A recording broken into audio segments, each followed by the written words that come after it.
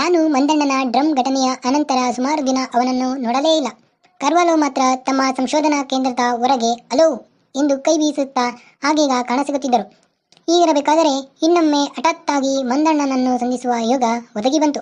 Para ಒಂದು ದಿನ ಅಕ್ಕಿ ಹಿಟ್ಟು ಮಾಡಿಸಿಕೊಂಡು ಬರಲು ನಮ್ಮೂರಿನಿಂದ 5-6 ಮೈಲಿ ದೂರದಲ್ಲಿದ್ದ ನಾಗನಹಳ್ಳಿಗೆ ಹೋಗಿದ್ದ. ಹಿಟ್ಟು ಮಾಡಿಸಿಕೊಂಡು ನಾಗನಹಳ್ಳಿ ಬಸ್ ಸ್ಟ್ಯಾಂಡಿನಲ್ಲಿ ಬಸ್ಸಿಗೆ ಕಾಯುತ್ತಾ ಮಂದಣ್ಣ ನಿಂತಿದ್ದನಂತೆ. ನಮ್ಮ ಮನೆಗೆ ಬಂದಿದ್ದಾಗ ಪ್ಯಾರಾ ನಮ್ಮ ಮನೆಗೆಲಸ ಮಾಡುತ್ತಿರುವುದನ್ನು ತಿಳಿದಿದ್ದ. ಆದ್ದರಿಂದ ಪ್ಯಾರನನ್ನು ಮಾತನಾಡಿಸಿದಂತೆ. ಕೊಂಚ ಮಾತಾಡಿದ ನಂತರ ಪ್ಯಾರನನ್ನು ಒಂದು ಪಕ್ಕಕ್ಕೆ ಕರೆದು, ಏನೋ ನಿಮ್ಮ ಸಾಹುಕಾರರು ಎನ್ವಿ ತಗೊಂತಾರೇನೋ ಎಂದು ಪಿಸುಮಾತಿನಲ್ಲಿ ಕೇಳಿದನಂತೆ. ಅವನು ಪಕ್ಕಕ್ಕೆ ಗುಟ್ಟಾಗಿ ಕೇಳಿದ ಥರದಲ್ಲಿ ಎನ್ವಿ ಎಂದರೆ ಯಾವುದೋ ಮಾದಕ ಪಾನೀಯವಿರಬೇಕೆಂದು ತಿಳಿದ ಪ್ಯಾರ, ಛೇ ಅವರಿಗೆ ಅಂಥದ್ದೆಲ್ಲ ಅಭ್ಯಾಸ ಇಲ್ಲ ಎಂದನಂತೆ. ಹಂಗಾರೆ ನಿಮ್ಮ ಸಾಹುಕಾರರು ಯಾವ ಜಾತಿನೋ ಎಂದನಂತೆ. ಪ್ಯಾರ, ಗೌಡ್ರು ಎಂದ. ಲಿಂಗಾಯತ ಗೌಡ್ರಾ? ಇಲ್ಲಪ್ಪ, ಒಕ್ಕಲಿಗರು. ಹಂಗಾರೆ ಮಾಂಸ ತಿನ್ಬೇಕಲ್ಲ? ಓ ಅದಾ, ಅದು ತಿಂತಾರೆ ಎಂದು ಪ್ಯಾರ ಹೇಳಿದನಂತೆ. ಹಂಗಾರೆ ಪಿಗ್ ಮಟನ್ ಸ್ವಲ್ಪ ನಾಳೆ ತಂದು ಕೊಡ್ಲೇನೋ ಎಂದು ಕೇಳಿದ್ದಕ್ಕೆ ಪ್ಯಾರ, ಓ ಆಗಲಿ ಎಂದನಂತೆ.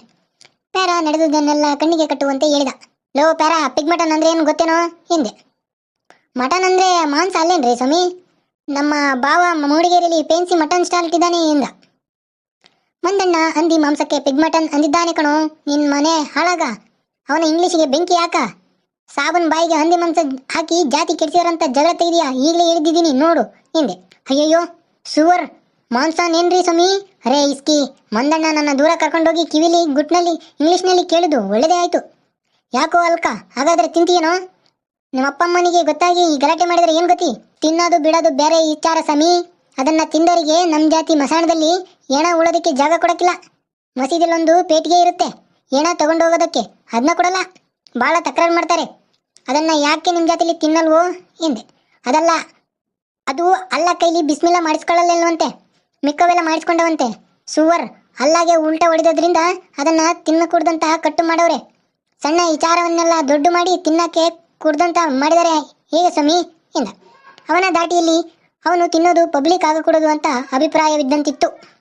ಮಾರನೇ ದಿನ ಮಂದಣ್ಣ ಒಂದು ಚೀಲದಲ್ಲಿ ಪಿಗ್ಮಟನ್ ಹೊತ್ತುಕೊಂಡು ಬಂದ. ಚೀಲದಿಂದ ಕೆಂಬಣ್ಣದ ನೀರು ಇಳಿಯುತ್ತಿತ್ತು. ನಾನು ಕೊಂಚ ಜುಗುಪ್ಸೆಯಿಂದ ಅವನ ಚೀಲದ ಕಡೆಗೆ ನೋಡಿದೆ. ನನ್ನ ನೋಟದ ಇಂಗಿತವನ್ನ ಅರಿತವನಂತೆ ಮಂದಣ್ಣ, ಏನು ಎದುರ್ಕೋಬೇಡಿ ಸರ್, ಭಾಳ ಒಳ್ಳೆ ಹಂದಿ, ಬರೀ ಚರುಬಿನೇ ಒಂದು ಗೇಣು ದಪ್ಪ ಇದೆ, ಒಳ್ಳೆ ಕೊಬ್ಬರಿ ಹಂಗಿದೆ, ಶಾಖ ತಾಗಿಸಿದರೆ ತಿನ್ಬೋದು ಎಂದು ಲಾಲಾಜಲ ಸಮ್ಮಿಶ್ರಿತ ಬಾಯಲ್ಲಿ ಅದನ್ನ ಹೊಗಳತೊಡಗಿದ. ಒಳ್ಳೇದು ಕಣೋ, ಆದರೆ ಯಾರಿಗೂ ಹಂದಿ ಮಾಂಸ ತಂದುಕೊಟ್ಟೆ ಅಂತ ಹೇಳ್ಬೇಡ ಕಣೋ ಎಂದೆ. ಅವನು ಆಶ್ಚರ್ಯದಿಂದ ಯಾಕೆ ಸರ್ ಎಂದು ಕೇಳಿದ.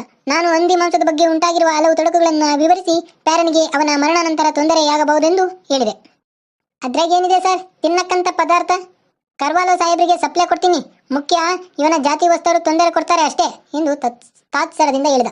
ನಿನ್ನ ಕೆಲಸದ ವಿಷಯ ಏನಾಯ್ತಯ್ಯ ಎಂದು ಕೇಳಿದ್ದಕ್ಕೆ, ಎಲ್ಲಿ ಕೆಲಸ ಸಾರ್, ಅವತ್ತು ಜೇನು ಕೈಲಿ ಒಡಿಸಿಕೊಂಡ ಮೇಲೆ ಮಿನಿಸ್ಟ್ರಿಗೆ ಟಿಬಿಲಿ ವಾಂತಿ ಭೇದಿ ಶುರುವಾಯ್ತಂತೆ.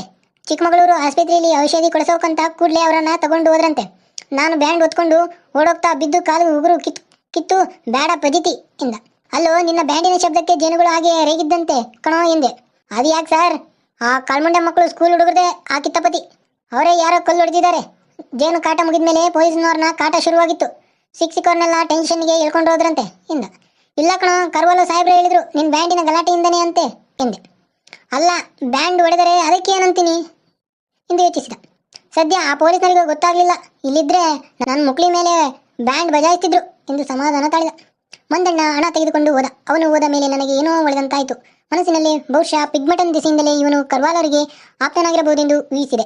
ಏಕೆಂದರೆ ಈ ಗುರುಡು ಮಂದಣ್ಣನಿಗೂ ಆ ವಿಜ್ಞಾನಿಗೂ ಬೇರೆ ಯಾವುದೇ ರೀತಿಯ ಸಮಾನ ಮಾಧ್ಯಮ ನನಗೆ ಉಳಿಯಲಿಲ್ಲ. ಆದರೆ ನನ್ನ ಊಹೆ ಸುಳ್ಳಾಗಿತ್ತು. ಏಕೆಂದರೆ ಒಂದು ವಾರದ ತರುವಾಯ ಕರ್ವಾಲರನ್ನ ನೋಡಲು ಹೋಗಿದ್ದೆ. ಕರ್ವಾಲೋ ಇರಲಿಲ್ಲ. ಕರ್ವಾಲೋ ಸಹಾಯಕ ಗೂಬೆ ಮರೆಯ ದಪ್ಪಗಾಜಿನ ಕನ್ನಡಕದ ನಾಗರಾಜ ಅವರು ಒಂದು ವಾರ ಕಾಲ ರಜಾ ಹಾಕಿ ಮಂದಣ್ಣನ ಜೊತೆ ಎತ್ತಲೋ ಹೋದರೆಂದು ಹೇಳಿದ. ನನಗೆ ಆಶ್ಚರ್ಯವಾಯಿತು.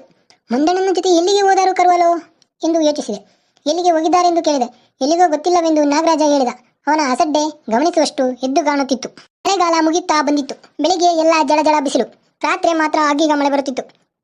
ನಾನು ನನ್ನ ತೋಟವನ್ನ ಮಾರಿ ಬೇರೇನಾದರೂ ಮಾಡಬೇಕೆಂದು ನಿರ್ಧರಿಸಿದ್ದೆ. ಮೊದಲನೆಯದಾಗಿ ವ್ಯವಸಾಯದಿಂದ ಲಾಭ ಬರುವುದೆಂಬ ನಂಬಿಕೆ ನನ್ನೊಳಗೆ ನಶಿಸತೊಡಗಿತ್ತು. ಲಾಭ ಮಾಡುವುದರಲ್ಲಿ ಬ್ಯಾಂಕಿನಲ್ಲಿ ಮಾಡಿಕೊಂಡ ಸಾಲದ ಬಡ್ಡಿ ಕಟ್ಟುತ್ತಾ ಹೆಚ್ಚು ಕಡಿಮೆ ಅಧಿಕಾರಶಾಹಿಯ ಜೀತದಾಳಾಗಿ ನಾನು ನನ್ನಂತ ಅನೇಕ ರೈತರು ಪರಿವರ್ತಿತರಾಗಿದ್ದರು. ಹಾಕಿದ ಲೆಕ್ಕಾಚಾರ ಒಂದು ಗುರಿ ತಲುಪುತ್ತಲೇ ಇರಲಿಲ್ಲ. ಅಕಸ್ಮಾತ್ ಕೊಂಚ ಕರಾರುವಕ್ಕಾಗಿ ಬೆಳೆ ಬಂದರೂ ಆ ವೇಳೆಗಾಗಲೇ ಹಣದುಬ್ಬರ ಏರಿದ ಸಾಮಾನಿನ ಬೆಲೆಗಳು ವಿಷದಂತೆ ಏರುತ್ತಿದ್ದ ಬ್ಯಾಂಕ್ ಬಡ್ಡಿದರ ಅದನ್ನ ಕಬಳಿಸಿ ಬಿಡುತ್ತಿದ್ದವು. ಹೀಗಾಗಿ ಸದಾ ಮುಂದೆ ಸಿಕ್ಕುವ ಲಾಭದ ಮರೀಚಿಕೆಯ ಹಿಂದೆ ಆರ್ಥಿಕ ಬಿಕ್ಕಟ್ಟಿನ ಮರಳುಗಾಡಿನಲ್ಲಿ ಸಾಗುತ್ತಿದ್ದೆ. ಇದರೊಡನೆಯೇ ಕಾಡಿನ ಮೌನ, ಏಕಾಂತ, ಗ್ರಾಮ ಜೀವನದ ಕಾರ್ಪಣ್ಯಗಳು, ಪೇಟೆಯ ಗಲೀಜು, ಹೊಗೆ, ಜನಜಂಗುಳಿಗಳಂತೆಯೇ ಏಕತಾನವಾಗಿ ಬೇಸರ ತರತೊಡಗಿದ್ದವು. ಕಾಡು ಮೊದಲಿನಂತೆ ಗೌಪ್ಯ, ಕುತೂಹಲ, ರಹಸ್ಯಗಳನ್ನ ಕೆರಳಿಸದೆ ಜಡ ವಸ್ತುವಿನಂತೆ ಕಾಣತೊಡಗಿತು. ನನ್ನೊಳಗೆ ನಾನು ಮುಳುಗಿ ಹೋದೆ, ಅಂತರ್ಮುಖಿಯಾಗತೊಡಗಿದೆ. ಎಂದರೆ ತತ್ವಚಿಂತನೆ ಮಾಡುತ್ತಿದ್ದೇನೆಂದು ಅಲ್ಲ, ಸದಾ ಲೆಕ್ಕಾಚಾರ, ಗುಣಾಕಾರ, ಭಾಗಾಕಾರ ಹಾಕುತ್ತಾ ಬಡ್ಡಿ, ಸಾಲ ಇವುಗಳನ್ನ ಮೆಲುಕುತ್ತಾ ನನಗೆ ಆರ್ಥಿಕ ಸ್ವಾತಂತ್ರ್ಯ ಬರುವ ಹೊತ್ತಿಗೆ ಎಷ್ಟು ಮುದಿಯನಾಗಿರುತ್ತೇನೆ. ಡಯಾಬಿಟಿಸ್, ರಕ್ತದೊತ್ತಡ ಇತ್ಯಾದಿ ಯಾವ ಯಾವ ಕಾಯಿಲೆಗಳು ಆರಂಭವಾಗಿರುತ್ತವೆಯೋ ಎಂದು ಯೋಚಿಸುತ್ತಾ ಕೊರಗುತ್ತಿದ್ದೆ. ಆದ್ದರಿಂದ ಆ ತೋಟವನ್ನೊಮ್ಮೆ ಮಾರಿದರೆ ಈ ನಿರುತ್ಸಾಹದ ಶರದಿಯನ್ನು ದಾಟಿದಂತೆಯೇ ಎಂಬ ನಿರ್ಧಾರಕ್ಕೆ ಬಂದಿದ್ದೆ. ಒಂದು ದಿನ ತೋಟ ಮಾರುವ ದಳ್ಳಾಳಿಯೊಬ್ಬರು ಬಂದು ತೋಟದ ವಿವರಗಳನ್ನು ನನ್ನ ಬಳಿ ಪಡೆದುಕೊಳ್ಳುತ್ತಿದ್ದರು. ಆಗ ನನಗೆ ದೂರದಲ್ಲಿ ಪ್ಯಾರ ದಾಪುಗಾಲು ಹಾಕುತ್ತಾ ಓಡೋಡಿ ಬರುತ್ತಿರುವುದು ಕಂಡಿತು. ಅವನು ಹತ್ತಿರ ಬಂದಾಗ ಮಾತು ನಿಲ್ಲಿಸಿ ನಾನು ಏನೆಂದು ಕೇಳಿದೆ. ಅಯ್ಯ, ಕಿವಿ ಕಾಡೊಳಗೆ ಕೂತ್ಕೊಂಡು ಬೊಗಳ್ತಾ ಇದೆ, ಎಷ್ಟು ಕರೆದ್ರೂ ಬರೋದಿಲ್ಲ ಎಂದ. ನೀನು ನಾಯಿ ಕರ್ಕೊಂಡು ಯಾಕೆ ಹೋಗಿದ್ದೆ ಕತ್ತೆ ಎಂದೆ. ಮಂಗನ್ನ ಓಡಿಸೋಕ್ಕಂತ ಹೋಗಿದ್ದೆ, ಎಷ್ಟು ಬ್ಯಾಡಂತ ಓಡಿಸಿದ್ರು ನನ್ನ ಹಿಂದೆನೇ ಬಂತು ಸಮೀ ಎಂದ. ಬಂದವರಿಗೆ ಒಂದು ನಿಮಿಷ ಕಾಯ್ತೀರಾ, ಕಾಡಿಗೆ ಹೋಗಿ ನಾಯಿ ಕರ್ಕೊಂಡು ಬಂದು ಬಿಡ್ತೀನಿ ಎಂದು ಹೇಳಿದೆ. ಕಿವಿ ನನ್ನ ಬಳಿ ಇದ್ದ ಒಂದು ಸ್ಟಾನಿಯಲ್ ಜಾತಿಯ ಬಿಳಿಯ ನಾಯಿ. ಮನೆ ಕಾಯುವುದರಿಂದ ಹಿಡಿದು ಶಿಕಾರಿಯವರೆಗೆ ಎಲ್ಲದರಲ್ಲೂ ಅದ್ವಿತೀಯನಾಗಿದ್ದ. ಅದರ ಗುಣ ಬುದ್ಧಿವಂತಿಕೆಗಳನ್ನು ನೋಡಿ ಅನೇಕ ಬಾರಿ ನಾನು ಆಶ್ಚರ್ಯಪಡುತ್ತಿದ್ದೆ. ಕೇವಲ ಜಾನಪದ ಗೀತೆಗಳಲ್ಲಿ, ದಂತಕಥೆಗಳಲ್ಲಿ ಮಾತ್ರ ಆ ರೀತಿಯ ನಾಯಿ ಇರುತ್ತದೆ ಎಂದು ಕೇಳಿದೆ. ಕಿವಿಯನ್ನು ಸಾಕಿದ ಅನಂತರ ಅದನ್ನು ಸಾಕ್ಷಾತ್ತಾಗಿ ನೋಡಿದಂತಾಗಿತ್ತು. ಮನೆಯೊಳಗೆ ಹೋಗಿ ಕೋಪಿ ತೆಗೆದುಕೊಂಡು ಪ್ಯಾರನಿಗೆ ಎಲ್ಲಿ ತೋರಿಸು ಎಂದು ಹೇಳಿ ಹೊರಟೆ. ಹಂದಿಯನ್ನು ಅಥವಾ ಇನ್ನಾವುದಾದರೂ ಪ್ರಾಣಿಯನ್ನು ತಡೆದುಕೊಂಡಿರಬೇಕೆಂದು ಊಹಿಸಿದೆ. ಪ್ಯಾರ ನನ್ನನ್ನು ಕರೆದುಕೊಂಡು ಒಂದು ದಟ್ಟವಾದ ಜಿಗ್ಗಿನ ಕಾಡಿನ ಹತ್ತಿರ ನಡೆದ. ಹಂದಿ, ಹುಲಿ ಸೇರಿಕೊಳ್ಳಲು ಆ ಜಾಗ ಬಹಳ ಲಾಯಕ್ಕಾಗಿತ್ತು. ಪೊದರೊಳಗಿನಿಂದ ನಾಯಿ ಬೊಗಳುವ ದನಿ ಕೇಳುತ್ತಿತ್ತು. ನಾನು ಗಟ್ಟಿಯಾಗಿ ಏ ಕಿವಿ ಬಾ ಎಂದು ಹಲವಾರು ಬಾರಿ ಆಜ್ಞೆ ಮಾಡುವ ದನಿಯಲ್ಲಿ ಕೂಗಿದೆ. ಅದು ಬರಲೇ ಇಲ್ಲ. ಅದರ ಬದಲು ಇನ್ನಷ್ಟು ಉತ್ತೇಜನಗೊಂಡು ಬೊಗಳತೊಡಗಿತು. ಪ್ಯಾರನ ಕಡೆಗೆ ತಿರುಗಿ, ಅಲ್ಕಾ ಬಡ್ಡಿ ಮಗನೇ, ಏಲಕ್ಕಿ ತೋಟಕ್ಕೆ ಹೋಗ್ತೀನಂತ ಹೇಳಿ ಇಲ್ಲಿಗೆ ಯಾಕೋ ಬಂದೆ ಎಂದು ಬೈದೆ. ಇಲ್ರಯ್ಯ, ನಾನು ಏಲಕ್ಕಿ ತೋಟದ ತವಾನೇ ಇದ್ದೆ, ಇದು ಯಾವಾಗ ಇಲ್ಲಿಗೆ ಬಂತೋ ಗೊತ್ತಿಲ್ಲ, ಅದನ್ನ ಮನೆ ಕರ್ಕೊಂಡು ಹೋಗಕ್ಕಂತ ಇಲ್ಲಿಗೆ ಬಂದೆ ಅಷ್ಟೇ ಎಂದ. ಒಳಗೆ ಹೋಗಿ ನೋಡುವುದೊಂದೇ ಉಳಿಯಿತು. ಆದರೆ ಕಾಡಿನ ದಟ್ಟಣೆಯಲ್ಲಿ ಒಳಗೆ ಮೂಗು ಹಾಕಲು ಜಾಗ ಇರಲಿಲ್ಲ. ಏ ಪ್ಯಾರ, ಗಿಡ ಹತ್ತಿ ಏನಾರು ಕಾಣುತ್ತಾ ನೋಡು ಎಂದು ಸಮೀಪದಲ್ಲಿದ್ದ ಗಿಡ ತೋರಿಸಿದೆ. ಪ್ಯಾರ ಲಘು ಬಗೆಯಿಂದ ಹತ್ತಿದ. ಏನೋ ಏನಾದರೂ ಕಾಣ್ತದೇನೋ ಕೆಳಗಿನಿಂದ ನಾನು ಕೇಳಿದೆ. ಕಾಣ್ತಿದೆ. ಏ ಕಿವಿ ತುತ್ತೇರೆ ಇಸ್ಕಿ ಬಾರ ಇತ್ಲಾಗಿ ಎಂದು ಮೇಲಿನಿಂದ ಪ್ಯಾರ ಕೂಗಿದ. ಅಲ್ಲಿ ನಿಂತ್ಕೊಂಡು ಬೊಗಳ್ತಾ ಇದೆ, ಏನಕ್ಕೆ ಅಂತ ಗೊತ್ತಾಗೋದಿಲ್ಲ, ನನ್ನ ಕಡೆ ನೋಡ್ತು ಬರೋಕ್ಕಿಲ್ಲ ಎಂದು ಹೇಳಿ ಇನ್ನೊಂದೆರಡು ಬಾರಿ ಕಿವಿ ಬಾ ಬಾ ಎಂದು ಗದರಿಸಿದ. ಲೋ ಪ್ಯಾರ, ಇನ್ನೇನು ಮಾಡೋಕ್ಕಾಗಲ್ಲ, ಒಳಗೋಗಿ ನೋಡೋಣ ನಡಿ ಎಂದೆ. ನಡೀರಿ ದೇವರೇ ಗತಿ ಎಂದ. ದಬಾಯಿಸಿಕೊಂಡು ಬಲೆಯಂತೆ ಅಣೆದುಕೊಂಡಿದ್ದ ಆ ಲಂಟಾನದ ಜಿಗ್ಗಿನಲ್ಲಿ ಹೇಗೋ ದಾರಿ ಮಾಡಿಕೊಂಡು ಮುಂದುವರಿಯತೊಡಗಿದೆವು. ಮುಳ್ಳು ಚರ್ಮ ಅರಿಯುವಂತೆ ಗೀರಿದಾಗಲೆಲ್ಲ ಗಟ್ಟಿಯಾಗಿ ಕಿವಿಯನ್ನು ಕರೆಯುತ್ತಾ ಪ್ಯಾರನನ್ನು ಅದನ್ನು ಶಪಿಸುತ್ತಿದ್ದೆ. ನನ್ನ ಕೂಗನ್ನು ಕಿವಿ ಅದರ ಕೆಲಸಕ್ಕೆ ಉತ್ತೇಜನವೆಂದು ತಿಳಿದುಕೊಂಡಿತೇ ವಿನಃ ಹಿಂದಿರುಗಿ ಬರಲಿಲ್ಲ.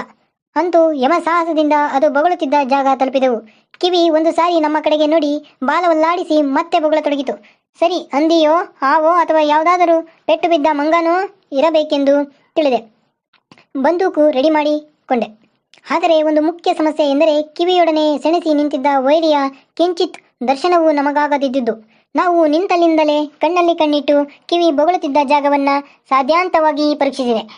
ಒಂದು ತಾರೆ ಮರದ ಬುಡದತ್ತ ಬೊಗಳುತ್ತಿತ್ತು. ಆದರೆ ಆ ಕಡೆ ಕೊಂಚ ಗುರುಗಿ ಹಳು ಇದ್ದುದರಿಂದಲೋ ಏನೋ ಯಾವುದೇ ಪ್ರಾಣಿಯೂ ನಮಗೆ ಕಾಣಲಿಲ್ಲ. ಕಿವಿ ಮಾತ್ರ ಒಂದೇ ಸಮ ಚಂದೋಬದ್ಧವಾಗಿ ಆ ಕಡೆಗೆ ಬಾಯಿ ಮಾಡಿ ಬೊಗಳುತ್ತಲೇ ಇತ್ತು. ಲೋ ಪ್ಯಾರ, ನಿಂಗೇನಾದರೂ ಕಾಣ್ತದೇನೋ ಎಂದೆ. ಕಾಣ್ತಿದೆ, ಆದರೆ ಕಾಣಕಿಲ್ಲ ಎಂದ.